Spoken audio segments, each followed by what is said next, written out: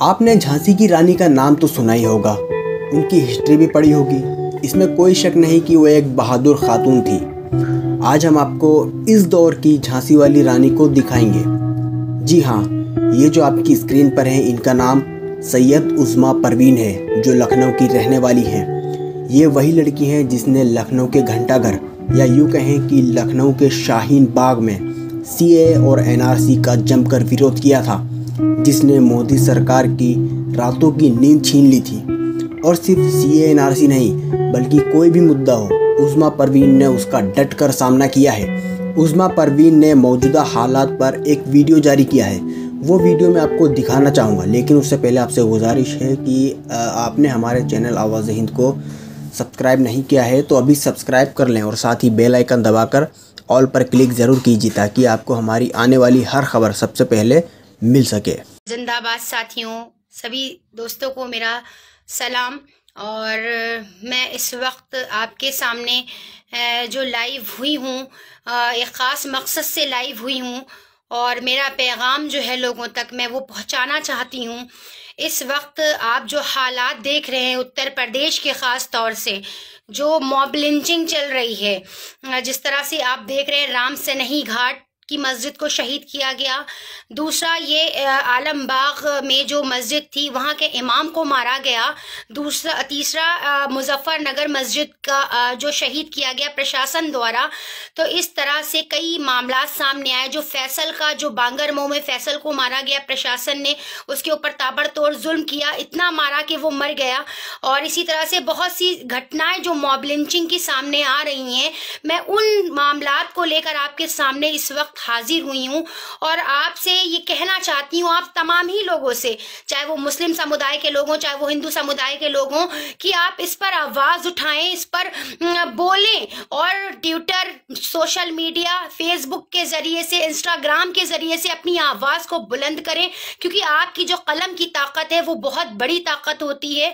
और इस वक्त जो हालात हम सब पर गुजर रहे हैं, खास तौर से मुस्लिम कम्युनिटी पे जो हालात गुजर रहे हैं इस वक्त, वो बहुत ही ज्यादा शर्मनाक है। इस तरह से जगह जगह हमें प्रताड़ित किया जा रहा है, हमारी कम्युनिटी को प्रताड़ित किया जा रहा है। कभी इमाम को मारा जा रहा है, कभी मस्जिद शहीद की जा रही है, कभी वसीम रिजवी जैसे 2 कौड़ी का इंसान कभी कुरान को तब्दील करने की बात करता है, कभी प्रधानमंत्री को लेटर लिखता है। इस तरह की चीजें बराबर मुसलसल सामने आ रही हैं और लोग बराबर आवाज लगा रहे हैं। मुस्लिम समुदाय के लोग बराबर अपनी आवाज को बुलंद कर रहे हैं, लिख रहे हैं। लेकिन मैं ये हिंदू कम्युनिटी से कहना चाहती हूँ, खास तौर से आज मेरी गुजारिश जो है वो हिंदू कम्युनिटी के लोगों से है कि आज आपको हमारे साथ कंधे से कंधा मिलाकर खड़ा होना चाहिए, क्योंकि जो ये सरकार है ये कहीं ना कहीं बार बार प्रवोक करने की कोशिश कर रही, प्रशासन प्रवोक करने की कोशिश कर रहा है मुस्लिम यूनिटी को, ताकि हम आगे बढ़े, दंगा भड़के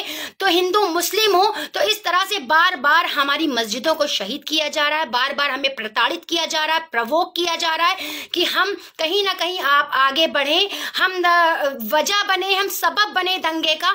तो मैं ये हिंदू समुदाय के लोगों से कहना चाहती हूँ कि आप भी आवाज उठाएं हमारी आवाज के साथ, कि जो हमारे साथ जुल्म हो रहा है, जो हमारे साथ ज्यादती हो रही है, उसमें आपको भी पार्टिसिपेट करना चाहिए, आपको भी हिस्सा लेना चाहिए, आपको भी बराबर हमारे लिए बोलना चाहिए। तब हमें ये लगेगा कि हाँ, गंगा जमनी तहजीब आज कायम है। क्योंकि जिस वक्त हमारे लोग, जिस वक्त चिताएं जल रही थी और लोग बराबर मुस्तकिल मुस्लिम समुदाय के लोग हिंदू की अर्थी को कांधा दे रहे थे, उनकी चिता को अग्नि दे रहे थे, उनकी मदद कर रहे थे, खून दे रहे थे, उनके ऑक्सीजन उनको पहुंचा रहे थे, तो आज आपका फर्ज क्या बनता है, आज हिंदू समुदाय का फर्ज ये बनता है कि आज हमारे साथ जो लिंचिंग हो रही है, जो हमारे साथ मॉब लिंचिंग हो रही है, उस पर आप आवाज उठाएं, आप मुसलसल हमारे लिए बोले, तो हमें लगेगा कि हाँ, आप हमारे साथ कंधे से कंधा मिलाकर खड़े हैं। और दूसरी बात मैं ये कहना चाहती हूँ कि मुझसे ये बार बार मेरी कम्युनिटी सवाल करती है, मुस्लिम कम्युनिटी बार बार सवाल करती है कि आप तो हिंदू के लिए इतना कर रही हो, जाओ आप जो है गंगा जमनी तहजीब का पहाड़ा पढ़ो, आप हिंदू की मदद करो, आप हिंदू को खून दो, जाकर आप उनकी मदद करो। और लोग आपके लोगों का खून बहा रहे हैं, आपके मुस्लिम भाइयों का खून बहा रहे हैं। मैं दोनों तरफ से पिस रही हूँ, मैं अगर इधर मदद करती हूँ हिंदू समुदाय की तो मुझे सुनने को मिलता है अपनी मुस्लिम कम्युनिटी से कि मैं क्या नाम है गंगा जमनी तहजीब निभा रही हूँ, मैं अपने लोगों को नहीं देख रही। मुझे सबकी फिक्र है, मुझे हिंदू मुस्लिम सिख ईसाई, मुझे तो इंसानियत की फिक्र है। मैंने हमेशा इंसानियत की फिक्र की है। लेकिन आज मुझे ये सुनने को मिल रहा है मेरे लोगों से कि आज तुम्हारे जो जिनकी तुम मदद करती हो, जिनको तुम बोलती हो कि सेकुलरिज्म का पहाड़ा तुमने पढ़ रखा है, गंगा जमनी तहजीब, तो तुम ही क्यों गंगा जमनी तहजीब निभा रही हो? क्यों वो आगे नहीं आते? क्यों हिंदू समुदाय आगे नहीं आता गंगा जमनी तहजीब निभाने? क्यों सैनिटाइजेशन का तुम काम शुरू करती हो मस्जिद से? क्यों तुम नॉन मुस्लिम्स को कहने में ऑक्सीजन पहुंचाती हो या नॉन मुस्लिम्स की मदद करती हो, उनको खून देती हो या उनको खून दिलवाती हो? लोग मुझसे सवाल कर रहे हैं, तो आज मैं ये सवाल आपसे करना चाहती हूँ, अपने हिंदू समुदाय के भाइयों से सवाल करना चाहती हूँ, उन लोगों से सवाल करना चाहती हूँ कि आज आप हमारे लिए क्यों नहीं बोल रहे? आज सरकार को क्यों नहीं दिखा देते कि हम गंगा जमनी तहजीब के आज भी मानने वाले हैं, आज भी हम उस हिंदुस्तान में रहते हैं जहां हमारी मोहब्बत कायम है। आज हम अपनी मोहब्बत को क्यों नहीं दिखा देते? क्यों आज बाहर कंट्री में इसलिए हिंदुस्तान को उस नजर से देखा जा रहा है कि यहाँ पर मुसलमानों पर जुल्म हो रहा है? अब लोग बाहर से, बाहर की कंट्री के लोग ये देख रहे हैं कि बराबर भारत के अंदर, बराबर हिंदुस्तान के अंदर मुसलमानों पर जुल्म हो रहा है, मुसलमानों पर लिंचिंग हो रही है, लेकिन वहां पर कोई आवाज उठाने वाला नहीं है, कोई गैर समुदाय का लोग आवाज नहीं उठा रहा है। तो आज आप दिखा दीजिए लोगों को कि हाँ, हम गंगा जमनी तहजीब के मानने वाले हैं, हाँ, हमें आज भी लोगों की फिक्र है, आज भी हम इंसानियत के लिए काम करते हैं। हमने कभी भी मजहब को टारगेट कर कोई काम नहीं किया, हमेशा हमने इंसानियत के लिए काम किया है, इंसान को बचाने के लिए काम किया है। हमने कभी धर्म की राजनीति नहीं करी, जो आज जो राजनीति लोग कर रहे हैं, धर्म की राजनीति कर रहे हैं। आज आप देख रहे हैं कि एक वोट को बचाने के चक्कर में, एक हिंदू समुदाय को एकत्रित करने के चक्कर में आज हमारी मस्जिदों को शहीद किया जा रहा है, हमारे मुसलमान भाइयों को मारा जा रहा है, इमाम साहब को मारा जा रहा है। और ये क्यों हो रहा है? ये प्रशासन के जरिए से हो रहा है। ये डायरेक्ट कहने में लोग, बड़े बड़े अधिकारी इसमें इन्वॉल्व है, और जब पूछताछ होती है तो लोग पीछे हट जाते हैं, लोग अपनी बात से मुकर जाते हैं। तो मैं ये चाहती हूँ कि जिस तरह से हमने आपका साथ दिया इस महामारी में, हमारे लोगों ने आपका साथ दिया, हमारी मुस्लिम कम्युनिटी ने आपका साथ दिया, तो क्या आज आपको बढ़कर हमारा साथ नहीं देना चाहिए? आज आपको ये कहना नहीं चाहिए कि आज हमारे मुसलमान भाई पर जुल्म हो रहा है, हमारे मुसलमान भाई के साथ लिंचिंग हो रही है? और क्या जरूरी नहीं कि मुस्लिम के साथ ही लिंचिंग हो रही हो? अगर हिंदू समुदाय के साथ, सिख समुदाय के साथ, ईसाई समुदाय के साथ या किसी भी समुदाय के साथ लिंचिंग होती है तो उसके लिए हम सब खड़े हैं, हम सब आवाज उठाते हैं। क्या जब मनीषा का बलात्कार हुआ, जो मेरठ की लड़की थी मनीषा, उसके लिए हमने प्रोटेस्ट किया 10-90 चौराहे पर और 4 मुकदमे अपने जिम्मे ले लिए, तो क्या वो हमारे समुदाय की लड़की थी?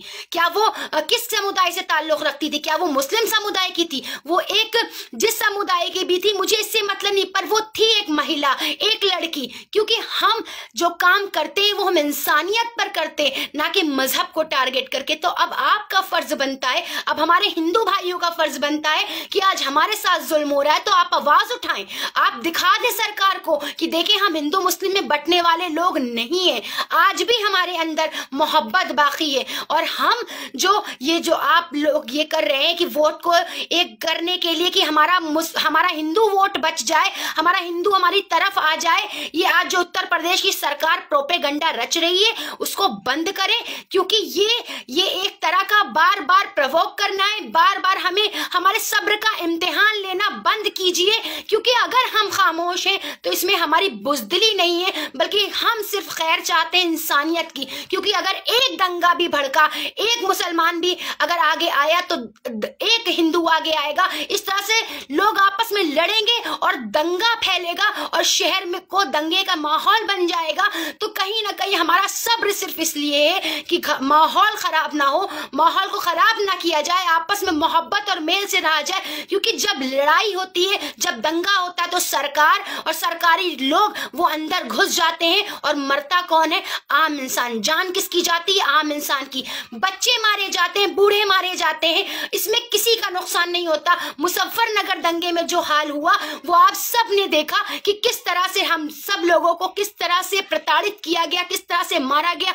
हमारी खामोशी को हमारी बुज़दिली ना समझे, सिर्फ हम अपने खैर ख्वाह हैं, अपने वतन के, अपने हिंदुस्तान के, अपने भारत के खैर ख्वाह हैं। इस वक्त हम अपनी खैर ख्वाही चाहते हैं अपने भारत की, इस वजह से हम खामोश हैं और हम बोल नहीं रहे हैं। तो इस वक्त हमारी खामोशी का नाजायज फायदा ना उठाएं।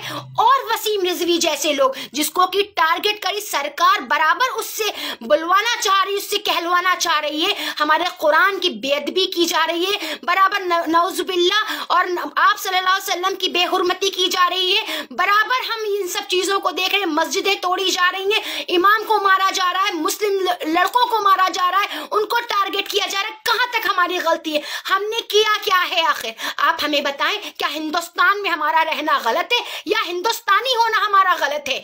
अगर आपको ये लगता है कि हमारा कोई हक नहीं, हमारा कोई अधिकार नहीं हिंदुस्तान पे, तो खुल के आप बोल क्यों नहीं देते कि चले जाओ, छोड़ दो ये झूठ मूठ की, इस तरह की साजिशें रचने से क्या होगा? आप हमारे लोगों को टारगेट करना बंद कीजिए, हमारे मुस्लिम लड़कों को टारगेट करना बंद कीजिए। अगर हमने आवाज उठा ली तो फिर अच्छा नहीं होगा, क्योंकि हम ये चाहते हैं कि दंगा ना भड़के, खामोशी से सारे काम हो और अमन से हमारा हिंदुस्तान रहे, अमन चैन सुकून हमारे हिंदुस्तान में हो। क्योंकि आप बार बार हमें प्रवोक करने की, हमारे लोगों को प्रवोक करने की कोशिश कर रहे हैं, तो सरकार ये सुन ले, ये सरकार की साजिश है और उत्तर प्रदेश सरकार की साजिशों में हम आने वाले नहीं, क्योंकि इलेक्शन वो करीब है, 2022 करीब है और आप चाहते हैं एक जोरदार दंगा हो जाए ताकि आपको इससे बेनिफिट मिल जाए, आपको इससे जो है फायदा मिल जाए, आपका वोट जो है, हिंदू वोट जो है, हिंदुत्व वोट जो है, वो आपका एक हो जाए। तो आज हमारा हिंदू भाई भी इस बात को समझ रहा है कि आप किसी के नहीं है, ना आप हिंदू के हैं, ना आप मुस्लिम के। मैं आपको खुला चैलेंज करती हूँ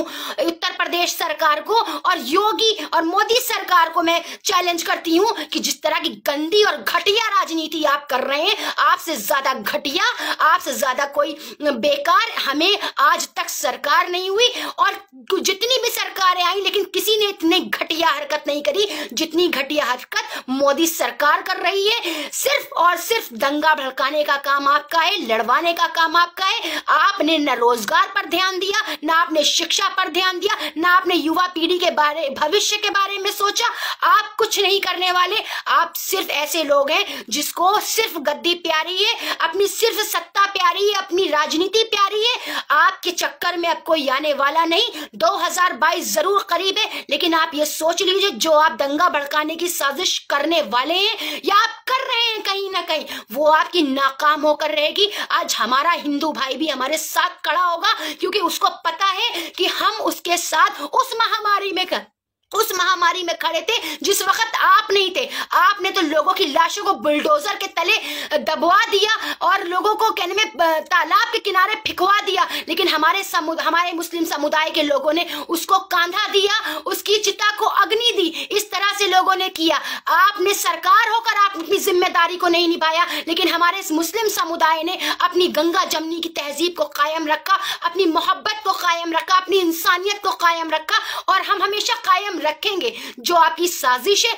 उसको आपको मुंह तोड़ उसका जवाब मिलेगा, और 2022 में ही आपको उसका जवाब मिलेगा, और कोई नहीं देगा। हमारे हिंदू समुदाय के लोग आपको जवाब देंगे कि आप इस लायक नहीं है, आप उत्तर प्रदेश के लायक नहीं, आप केंद्र के लायक नहीं। मोदी सरकार को अपना इस्तीफा दे देना चाहिए, और वो इस लायक नहीं है कि वो देश को संभाल सके, वो भारत को संभाल सके। और मेरी सबसे गुजारिश यही है कि बहुत सोच समझ के फैसला करें और अपनी आने वाली पीढ़ियों को बचा लें, अपने आने वाले बच्चों के भविष्य को बचा लें, और इस सरकार से हाथ जोड़कर विनती करें कि प्लीज अपनी उससे इस्तीफा दे दें, अपनी गद्दी से इस्तीफा दे दें, क्योंकि आप इस सत्ता के लायक नहीं है। आपको के ऊपर जो भरोसा जनता ने जताया था वो बिल्कुल खोखला साबित हुआ, उसमें आप बिल्कुल सक्षम नहीं है। ना आपने किसी भी चीज पर आपने ध्यान नहीं दिया, ना शिक्षा पर, ना अस्पताल पर, ना महिला सुरक्षा पर। सिर्फ आपकी बातें खोखली झूठी। आप रोज आप